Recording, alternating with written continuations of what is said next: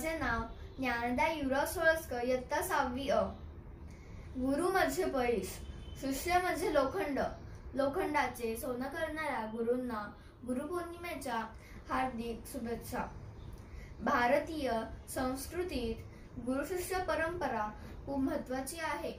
गुरु आपल्या शिष्याला ज्ञान आणि कौशल्य देतात, त्याला त्याच्या जीवनात यशस्वी होण्यास मदत करतात। अशा या गुरूंना आपण मान देणे व आदर देणे हे आपले कर्तव्य आहे।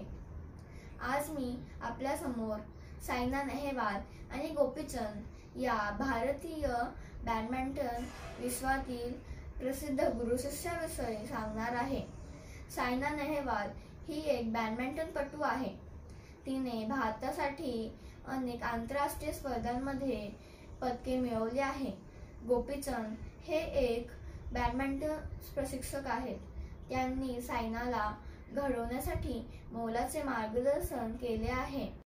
सायना नेहवालने तिच्या कारकिर्दीची सुरुवात गोपीचंद यांच्या अकॅडमीमधून केली। गोपीचंद यांनी सायनाला उत्कृष्ट प्रशिक्षण दिले आणि तिच्यातील खेळाडू घडवला।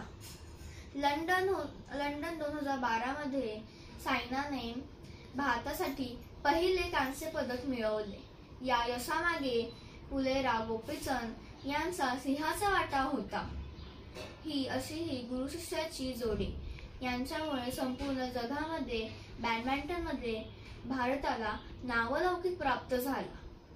गुरुविन मिळे ज्ञान, ज्ञानाविना नसे जगी सन्मान। गुरुविन मिळे ज्ञान, ज्ञानाविना नसे जगी सन्मान। जीवन भवसागर तराया, चला वंदू गुरुराया। जीवन भवसागर तराया, चला वंदू गुरुराया। धन्यवाद।